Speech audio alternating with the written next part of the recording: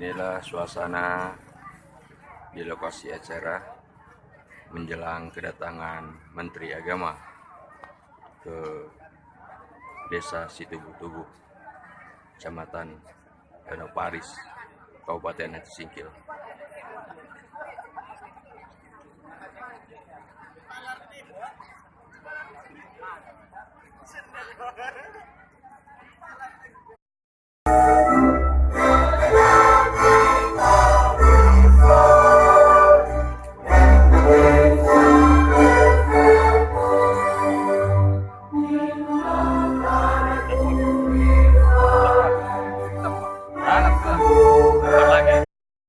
Masyarakatnya sangat heterogen, yang memiliki latar belakang historis serta budaya berbeda. Agama yang dianut oleh warga mayoritas adalah Islam. Agama Kristen dan Katolik berada di urutan terbesar nomor 2. Ada juga yang masih menganut paham kepercayaan. Hal ini menjadi perhatian khusus juga bagi Menteri Agama Indonesia yang menaungi seluruh agama yang diakui. Sebagaimana juga Kementerian Agama RI bisa hadir terhadap hal harmonisasi antar pemeluk agama agar tidak terjadi hal yang tidak diinginkan bisa merugikan soliditas wilayah ini.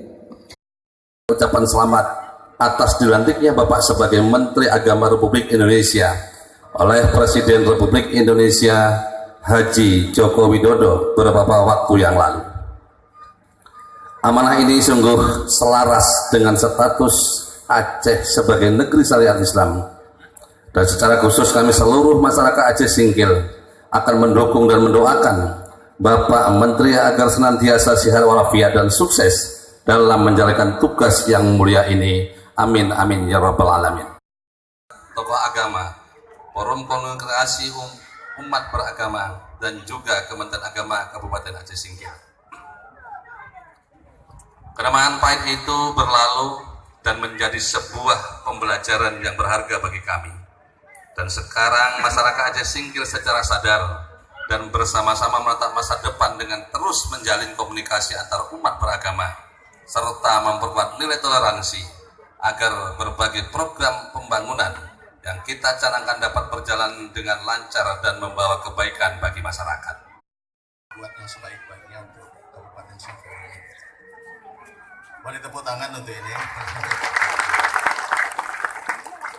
Yang saya hormati juga Bapak Kakanwil Kementerian Agama, Bapak Haji Daud Pakai bersama Ibu. Yang saya hormati Bapak Dirjen Dimas Islam, Bapak Haji Tarmizi juga bersama Ibu. Yang saya hormati pimpinan dan anggota DPRD. Yang saya hormati juga proyek percontohan, terutama karena masyarakat memang sangat heterogen. 60% muslim, saya tadi ingat data, yang lainnya non muslim. Dan itu sangat luar biasa kekuatan buat kita dalam membangun bangsa. Karena memang situasinya damai dan rukun. Pernah ada kasus sedikit, saya alhamdulillah segera dapat diatasi dan kembali rukun dan damai. Rukun dan damai ini sebuah hal yang sangat mahal. Saya alhamdulillah awal bulan lalu saya sempat berkunjung ke Saudi Arabia. Mereka bercerita kepada saya tentang masalah visi Saudi 2030. Dengan bangga menceritakan banyak hal tentang skala prioritasnya, dan saya senang karena itu semua yang dia sampaikan sudah dilakukan di Indonesia. Dan mungkin kita lebih dahulu melakukannya. Dan pada saat saya berkunjung ke Abu Dhabi, juga teman-teman di Abu Dhabi termasuk Pangeran menceritakan ke saya, Pak, kami punya objek wisata yang sangat banyak di Abu Dhabi ini. Tapi tidak akan ada orang mau datang, Pak, kalau kami tidak damai dan rukun. Kami punya hotel yang sangat banyak, Pak. Mungkin dibandingkan seluruh kota di dunia paling banyak hotel di Abu Dhabi. Tingkat 80 sampai tingkat tinggi-tinggi sekali. Tidak akan ada orang mau menginap, Pak, kalau kami tidak damai dan rukun. Dan kami bangga, kata dia, kami rukun dan damai. Alhamdulillah kami tidak kehilangan identitas kami sebagai Islam, dan kami rukun dan damai. Ekonomi kami sangat maju. Mungkin di sini juga merupakan modal utama, saya kira, Rukun dan damai ini sangat mahal. Investor tidak akan datang kalau kita tidak rukun dan damai. Orang nggak akan datang membeli kita punya dagangan, kita punya wisata dan lain sebagainya kalau kita tidak rukun dan damai.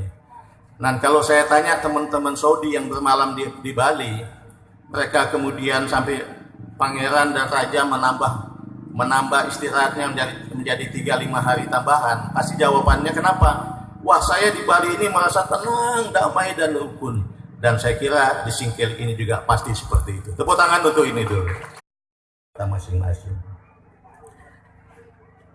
Dalam penghayatan dan pengamalan agama, umat Islam harus teguh dengan ajaran Islam yang kita yakini. Namun dalam pergaulan dengan pemeluk agama dan keyakinan yang lain, kita harus bisa menghargai dan memelihara kerukunan dengan mereka. Seperti yang dicontohkan Rasulullah saat awal memimpin di Madinah.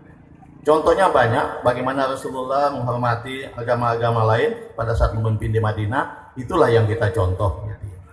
Jadi tidak boleh ada, apalagi Undang-Undang Dasar 45 kita mengatakan memberikan kebebasan kepada semua orang untuk memeluk agama dan melaksanakan agama sesuai aturan agamanya masing-masing.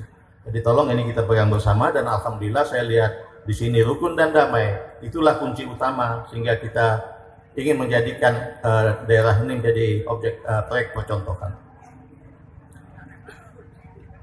Umat Islam dikenal sebagai umat wasatiyah yang suka mengambil jalan tengah tanpa mempertentangkan hal-hal yang tidak seharusnya dipertentangkan.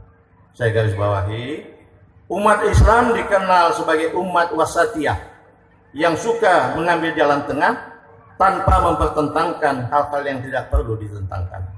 Umat Islam moderat, tawasud, toleran, tasamuh, seimbang, tawazun, dan adil, iktidal.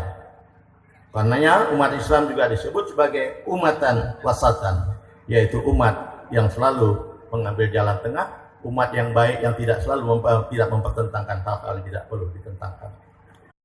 Berkah ya.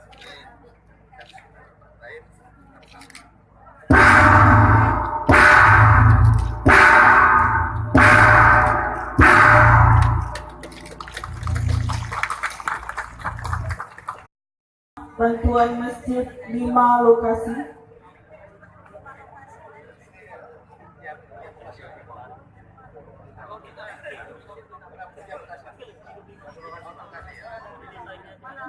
Ada juga kesempatan guys.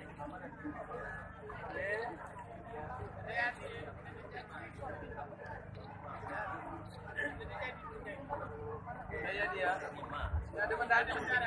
Ada pendekatan. Selanjutnya 25 juta bantuan majelis taklim.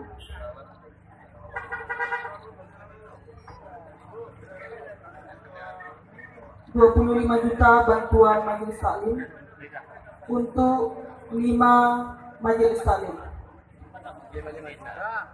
Selanjutnya 50 juta bantuan remaja masjid.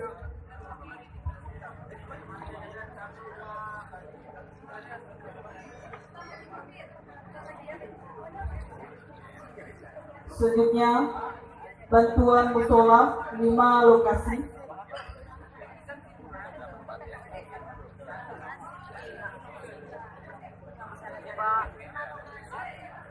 Dilanjutkan sesi foto bersama.